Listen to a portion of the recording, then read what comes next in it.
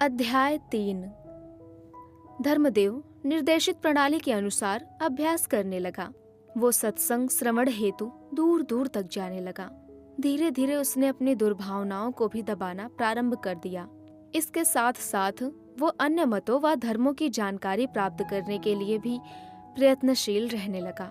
पुस्तकालय में जाकर वो विभिन्न संप्रदायों से संबंधित सम्मानित विद्वानों की पुस्तकें भी पढ़ता।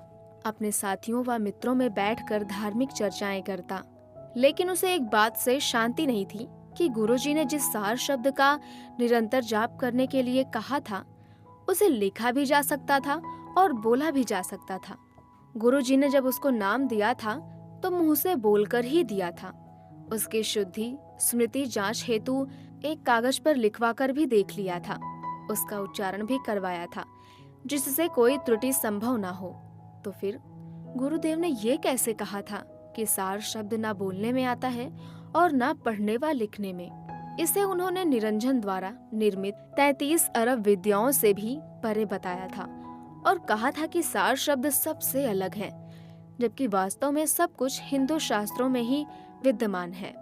हाँ, अंतर है तो केवल इतना कि उन्होंने 3-4 बिखेरे शब्दों को एक सूत्र के 2 चरणों में पिरो दिया था। तो इससे क्या अंतर पड़ता है? और फिर उस शक्ति को भी वे भगवान का अंश मानते हैं, तो वे भगवान से बड़े हुए अथवा भगवान उनसे। और जब भगवान के ही वे अंश हैं तो वे भगवान की पूजा को पाखंड क्यों बताते हैं? इसका क्या अर्थ है? इसका क्या ये अर्थ नहीं है कि वे स्वयं को पुजवाना चाहते हैं, व्यक्ति पूजा को बढ़ाना चाहते हैं? उन्होंने फिर सोचा, चलो हमको इससे क्या लेना, हमें तो अपने काम से काम है, साध्य मिलना चाहिए, साधन चाहे कुछ भी हो। एक दिन धर्मदेव कुछ ज्ञानार्जन के उद्देश्य से तथा कुछ शंकाओं के समाधान हेतु दोपहरी में ही आश्रम चला गया। आश्रम इस समय कुछ मौन धारण किए हुए था। सभी संत महात्मा अपने अपने कक्षों में बंद थे। धर्मदेव चुपचाप गुरुदेव की कक्ष की ओर जा रहा था। यहाँ वो पहले भी कई बार आ चुका था, अतः पूछने की कोई आवश्यकता उसे न पड़ी। ये बात और है कि वो जब भी आया था सर्वदा प्रातः काल अथवा सायंकाल आया था। आज वो अनायास ही दोपहर को चला आया था। उसने सुना पुजारी के कमरे में गुरुदेव के बोलने का स्वर आ रहा था। तभी एकाएक नारियों के सम्मिलित ठहाके ने उसे चौंका दिया। इस प्रकार के वातावरण में, इस प्रकार के मुक्त हास से उसे ऐसा लगा जैसे वो किसी अवंचित स्थान पर आ गया था। अब अपने आप को संभाल कर वो आगे बढ़ा। कुछ ही पग उसने और रखे होंगे। फिर से सम्मिलित ठहाका गूंजा, लेकिन अब की बार इसमें एक और विशेषता थी।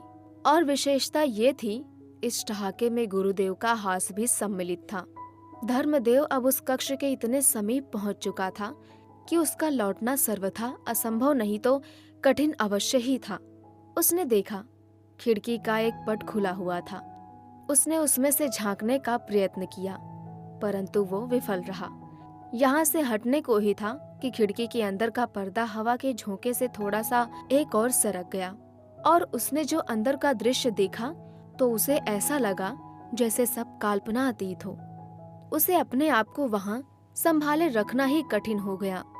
वो वहाँ से उल्टे पैरों ही वापस लौट पड़ा। उसके मस्तिष्क में 2 दृश्य कौंध गए।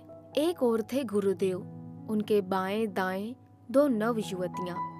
एक के कंधे पर गुरुजी की कोहनी और उनके कंधे पर एक रमणी अपने दोनों हाथ रखे उनके कपोलों से अपने कपोल भिड़ाए हुए थी। गुरुजी के बाएं हाथ में ताश के पत्ते और एक हाथ रमणी की कमर पर, अन्य 3 रमणियों के हाथों में भी पत्ते। गुरुजी कभी उसे किसी के अधरों से स्पर्श कराते, कभी किसी के अधरों से। जब वे 1-2 घूंट ले लेती तो शेष को गुरुदेव अपने कंठ के नीचे उतार जाते। उस पेय की सुगंध उस दिन वाले पेय की सुगंध से मिलती थी, जिसे गुरुदेव गीता पार्क में प्रवचन देने से पूर्व पीकर गए थे। गुरुजी ने वस्त्र के नाम पर केवल एक अधो वस्त्र धारण किया हुआ था और अन्य रमणियों की वेशभूषा में शालीनता की निम्नतम सीमा लांघ रही थी। वो सोचने लगा कहीं वो स्वप्न तो नहीं देख रहा है। उसने अपने हाथ पर चिकोटी काटी। उसे अपनी जागृता अवस्था का विश्वास हो गया। उसने सोचा कहीं वो भ्रमवश किसी अन्य स्थान पर तो नहीं आ गया। उसने पीछे मुड़कर देखा। बड़े मोटे मोटे अक्षरों में लिखा था, परम पूज्य श्री श्री 1008 श्री गुरुदेव जी महाराज। अब कोई कारण नहीं था कि वो देखे हुए पर अविश्वास करता, अतः सिर लटकाए हुए वो चलता चला गया। सामने दूसरे दृश्य में एक उद्यान था। दोपहरी के कारण वहां सन्नाटा था। कोई एक दो व्यक्ति किसी पेड़ के नीचे सो रहे थे, कुछ व्यक्ति एक पेड़ की छांव में ताश खेल रहे थे। इन्हें देखकर उसे गुरुदेव वाला दृश्य पुनः ध्यान आ गया, लेकिन इन्हें देखकर उनका मन इस प्रकार नहीं घबराया जैसे गुरुदेव को ताश खेलते देखकर खिन्न हुआ था। एक तो कहाँ वो स्थापित धार्मिक व्यक्ति जिससे इसके स्वप्न में भी आशा नहीं की जा सकती थी, और वो संसार की आंखों में धूल झोंककर ऐसा कृत्य कर रहा था। दूसरी ओर कहाँ ये संसार के मायावी जीव जो भी कर रहे थे खुल्लम खुल्ला। एक ओर पाखंड का साम्राज्य था तो दूसरी ओर सरलता से इच्छित कार्य बिना किसी दुराव के संपन्न हो रहे थे।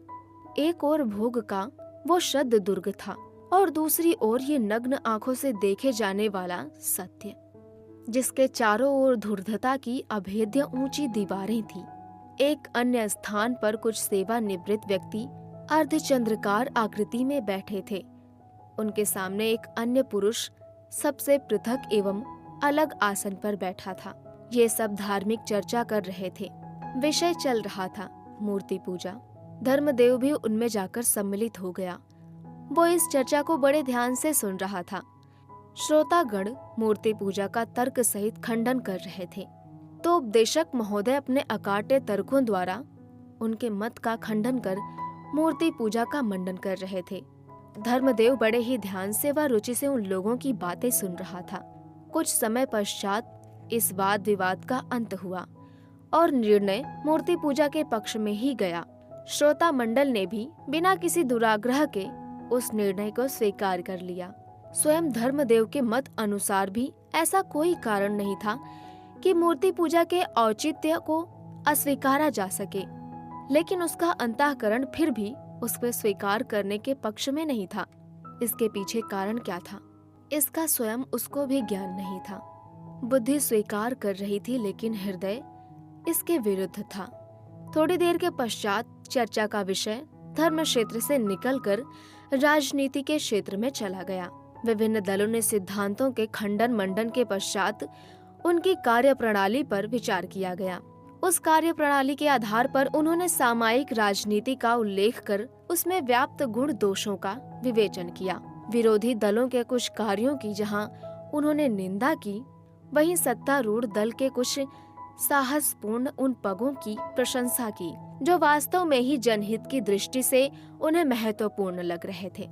इसके पश्चात पासा एकाएक पलट गया और विरोधी दलों की प्रशंसा करके वे सत्तारूढ़ दल के उन कार्यों की खुली आलोचना करने लगे जो उन्हें तर्क संगत नहीं लगते थे। इसके पीछे जो वे कारण दे रहे थे उनमें कुछ सामाजिक थे, जैसे मूल्यों में निरंतर वृद्धि, वस्तुओं की कृत्रिम अभाव व व्यक्तियों को लूटने खाने की खुली छूट होना। इस पर एक महाशय बिगड़ खड़े हुए। आप केवल व्यापारियों को ही दोषी क्यों ठहराते हैं? असामाजिक तत्व भी तो दोषी हैं, जो दिन दहाड़े बैंक लूट रहे हैं, डाके डाल रहे हैं, धोखाधड़ी कर रहे हैं और मौज मार रहे हैं। तभी एक पोपले मुंह वाले बोले, बिना रिश्वत व सिफारिश कहीं काम नहीं चलता। छोटे से कार्य को करवाने के लिए किसी भी विभाग में जाओ, छोटे से बड़े मुंह फैलाए बैठे रहते हैं। जब तक उनकी चोंच में चुग्गा न पड़े तब तक उनके नेत्र ही नहीं खुलते। ऊपर से महीनों तक उनके आगे पीछे चक्कर काटते डोलो। भगवान इन्हें गर्क भी तो नहीं करता। भगवान भी तो आजकल घासलेटी हो गया है लाला जी। एक अन्य व्यक्ति ने चुटकी ली और हंस पड़ा। कुछ ने मुस्कुराकर, कुछ ने रोष से और कुछ ने व्यंग्यात्मक भाव से उनकी ओर देखा। सबको अपनी ओर देखते हुए वो बोला, लाला जी मैं गलत नहीं कह रही। हाँ, आजकल जिन्ने पाप वध रहे ने उस दे कन्नाते जो ही नहीं चलती। एक ने उनका समर्थन करते हुए कहा, नहीं, भगवान तो असली हैं, घासलेट नहीं। पर आजकल बहुत से घासलेटी भगवान अवतार लेकर धरती पर आ गए हैं। जहाँ जाओ वहीं ये चक्कर। हर आदमी अपने गुरु को साक्षात भगवान का अवतार बताता है, दूसरे के लिए कहता है कि वो गुरु तो ढोंगी है, उसने पाखंड फैला रखा है, जनता को लूट रहा है, ठग रहा है और बेचारी जनता उसके चंगुल में फंस रही है। सभी ने कुछ न कुछ भगवा वेशधारी पाल रखे हैं, जो लोगों को, विशेषकर भोले लोगों को, कम पढ़ों को, अनपढ़ों को, गरीबों को, मजदूर किसानों को और धर्मवीरुओं को अपने चंगुल में फंसाकर इन गुरुओं के मठ में लाकर उल्टे उस तरह से वे भाव मोड़ते हैं और फिर यही लोग उनके लिए दुधारू गाय बन जाते हैं, जो किसी भी बहाने दूह ली जाती है और फिर जीवन पर्यंत यही क्रम चलता है। भक्त लोग ज्वार, बाजरे, मक्का व जौ की रोटी एक टाइम खाकर गुजारा करते हैं, देशी घी व खोए की मिठाइयाँ। इस प्रकार सबने अपने अपने विचार रखे, जो इन संत महात्माओं से घृणा कर लेने के लिए पर्याप्त थे। धर्मदेव वहां से उठा और एक ओर को चल दिया। वो सोचने लगा, ये भी लोग हैं जो संसार में विचरण करते हुए भी अध्यात्म के विषय में इतना विशुद्ध ज्ञान रखते हैं, अपना कर्तव्य पूर्ण करके भगवत भजन में वृत्ति को रख रहे हैं। इसके साथ साथ ये समाज व देश के हित का भी पूर्ण ध्यान रखते हुए अपना मौलिक चिंतन रखते हैं। किसी भी क्षेत्र में अकर्मण्यता नहीं है। सभी क्षेत्रों के गुण एवं दोषों से दो चार भी हैं। कृष्ण भगवान ने जो गीता में वास्तविक योगी बताए हैं, क्या ये लोग वही योगी नहीं हैं जो संसार के सभी कार्यों को करते हुए भी निर्लेस हैं? ये शास्त्रों में वर्णित अपने सभी कार्य करके अर्थात तीनों आश्रमों को भोग कर सभ्यास आश्रम में नहीं आए हैं। किसी आश्रम की कर्म व्यवस्था से क्या कभी ये घबराए हैं? क्या कभी उससे ऊब कर इन्होंने संन्यास धारण करने की सोची होगी? ये भी लोग हैं, वास्तव में कितने सुख और कितने शांत। किसी प्रकार का संताप नहीं, किसी प्रकार का प्रायश्चित नहीं, संतोषी सदा सुखी, उक्ति को चरितार्थ करने वाले एक वे लोग हैं जो भोगोपभोग में तो लिप्त हैं और देखने के लिए आशीर्वादी हैं, जिनकी कथनी और कहानी में जमीन आसमान का अंतर है। ये उन पंडित जी की भांति हैं जिनको ये कहने में जरा भी संकोच नहीं था कि पूर्णमासी को बैगन नहीं खाने चाहिए, एवं स्वयं उस दिन बैगन खाते हुए पकड़ लिए जाने पर कह रहे थे कि वो कथा की बात थी और ये दैनिक जीवन की एक अभिन्न क्रिया है। एक और पेड़ के नीचे उसने देखा एक गेरुए वस्त्र धारण किए सन्यासी कुछ लोगों को, जिनके साथ नारियां भी बैठी थी, कुछ उपदेश दे रहे थे। ये उपदेश भी गुरुदेव वाले पंथ से मिलता जुलता था, लेकिन अंतर ये था कि ये व्यक्ति गुरुदेव वाले पंथ की निंदा कर अपने महात्मा को श्रेष्ठम बता रहे थे और श्रोताओं का आह्वान कर रहे थे कि वे उनके मार्ग की दीक्षा लेकर अपने जीवन का वास्तविक ध्येय पूर्ण कर लें।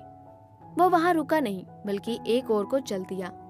वो आया तो यहाँ शांति प्राप्त करने के उद्देश्य से था, लेकिन एक अंतर्द्वंद लेकर वो वहां से जा रहा था।